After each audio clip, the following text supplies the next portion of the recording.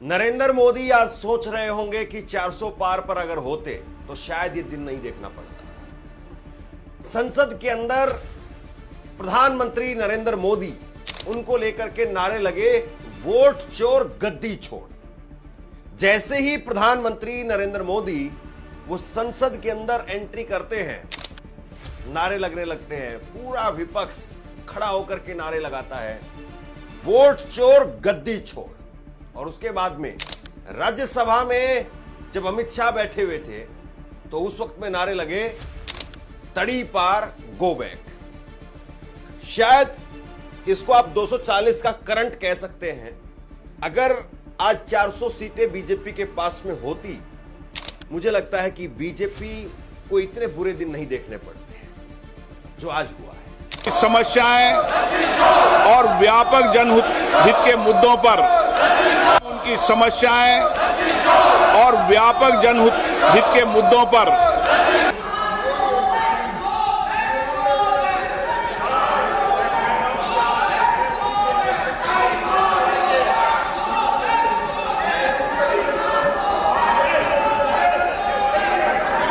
I shall now put clause 15 to vote. Those in favor of this. वालेकुम रहमतुल्लाहि व बरकातुहू।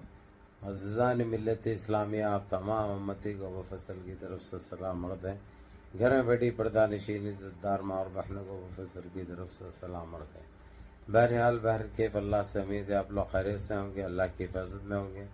इन मलनों की मलामत से, इन फ़िरक़ा परस्तों की फ़िरक़ा परस्ती से, इन दरिंदों की दरिंदगी से, इन मावलिनचरों की मावलिचिंग से, इन बलात्कारियों की बलात्कारी से महफूज होंगे। अल्लाह आप लोगों को अपने हिफ्ज़ अमान में रखे, अल्लाह अपनी हिफाजत में रखे, अल्लाह हर आबाद से, हर शर से महफूज रखे। बहरहाल भर के मेरे अज़ीज़ दोस्तों, मेरे भाइयों, देश के हालात से भी आप लोग वाकिफ़ है और देश के बाहर के हालात से भी आप लोग बचा वाकिफ़ है, क्योंकि ये आपका भाई आप लोगों को सबसे पहले ऐसी न्यूज़ें सुना रहा है जो कि सुनकर आप लोगों का दिल बाग बाग हो जाए। ये देखा आपने 1 मिनट 22 सेकंड का, हालांकि ये वीडियो तो बहुत बड़ी थी, लेकिन आप लोगों का कीमती वक्त बग़ैर ज़ाय करे के उसका एहसास रखते हुए मैंने मुख्तसर सी कर दी। तो बहरहाल इन 5-6 मिनट में इंशाल्लाह जो कुछ भी है आप लोगों को बता देंगे। ये तो आपने सुन लिया और देख लिया होगा। अगरचे खुदा ना खास्ता इनको फिर वही चोरी करते हुए 400 सीट आते तो क्या इनकी ये हालत, ये दुर्गत होती थी। चाहे लोकसभा हो चाहे राज्यसभा हो, कभी नहीं होती थी। जब ये जैसा इंटर हो रहे हैं, सारे अपोजिशन पार्टियों के एमपीज, मेंबर ऑफ पार्लियामेंट जितने भी है, ठहर कर एक ही नारा लगा रहे हैं जो कि पूरे पार्लियामेंट में गूंज रही आवाज़, पूरे राज्यसभा में गूंज रही है, वोट चोर गद्दी छोड़, वोट चोर गद्दी छोड़, वोट चोर गद्दी छोड़। इन्हों हाथ जोड़ते हुए किसी तरह जो है सो मुर्गा बन के वहाँ पे आके अपनी जगह पे बैठ गए। लेकिन इनको ना मुंह खोलने दिया गया, ना एक बात करने दिया गया, क्योंकि अब सारे देशवासी भी जान चुके हैं, सुप्रीम कोर्ट भी जान चुका है। अब ना इनके पास बचने के लिए कुछ रहा, ना दिखाने के लिए कुछ रहा, क्योंकि इनके उत्ते नाकारा, इनके उत्ते चोर, इनके उत्ते फालतू जो है सो यानी अपनी तारीख में नजर नहीं आते दूर दूर तक। 1947 से लेके 2025 तक कोई भी नहीं मिलता अपने को इनके जोड़ी का। बहरहाल ये तो हुआ इनके साथ इतना बुरा हाल कि अल्फाजों में बयान नहीं किया जा सकता। उन्होंने यही दुहार लगाते रहे स्पीकर से कि किसी तरह ये लोगों को शांत करो, खामोश बिठाओ। जो नारे लग रहे थे वोट चोर गद्दी छोड़, कि इससे जो है सब बचने बचाने की कोशिश कर रहे थे। फिर राज्यसभा में जब अकेले मोटा भाई बैठे हुए थे, मोटा भाई को सारे ठहर कर एक ही नारा लगाते रहे वहाँ पे, तड़ी पार गो बैक, तड़ी पार गो बैक, तड़ी पार गो बैक।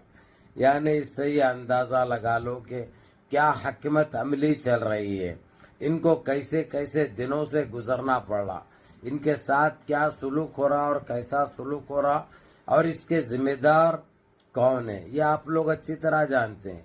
क्योंकि अगरचे इन्हों सही साफ सुथरी अगरचे सरकार चलाते थे तो इनके ऊपर कभी भी ये धब्बा, ये कलंक नहीं लगता था। और जो बैठे बिठाए जो मोटा भाई ने जो बिल लाया है वो बिल में इन्हों खुद फंसते जा रहे हैं, क्योंकि ये बिल लेके आया ये लोगों को अपोजिशन को डराने के लिए, सीधा सीएमओ को अंदर डालने के लिए, उनके ऊपर फर्जी यानी झूठे केसेस बुक करके उनको 1 महीने तक अंदर भेजने के बाद अपने आप उन्होंने सीएम शिप उनकी ख़त्म हो जाती है और उन्होंने सीधा चाहे बरी भी हो गए उन्होंने बाइज्जत बरी तो वापसी नहीं कर सकते उन्होंने। ये सोची समझी एक बहुत बड़ी साजिश थी जो कि अपोजिशन इस तरीके से धुतकार चुका है और वो बिलें फाड़कर मुंहों पे फेंक रहे हैं, जो कि कभी तारीख में नहीं हुआ। कभी भी इनको ना मोटा भाई को ना मोजी भाई को कभी ये दिन देखने नहीं पड़े थे जो देखने पड़े। हालांकि बिल तो फाड़े हैं, बैरिस्टर असदुद्दीन अवैसी भी कई मरतबा फाड़े हैं, लेकिन वहीं फाड़ के वहीं फेंक दिए, लेकिन ये तो सीधा सीधा इनके मुंह पे फेंक रहे हैं, तो बहुत अच्छी बात है। बहरहाल ये आप लोगों से यही कहेगा, ये आपका भाई इनका वक्त आ चुका है। अब इन्हों शर्मिंदगी से ऐसे हो चुके हैं, अब इनके पास कोई चीज़ बाकी नहीं रही बताने के लिए, बोलने के लिए। अब इनका तो अल्लाह ही हाफ़िज़ है इंशाअल्लाह। बहरहाल मुनज़्ज़म रहिए, मुत्तहिद रहिए, अपनी सफ़ों में इत्तेहाद बरकरार रखिए, नमाज़ों की पाबंदी करिए, माँ बाप की खिदमत करिए, बड़ों के अहकाम पे अमल करिए और अपने इस भाई को भी दुआओं में याद रखिए। ज़ाकुमुल्लाह खैर। अस्सलामु अलैकुम व रहमतुल्लाहि व बरकातहू।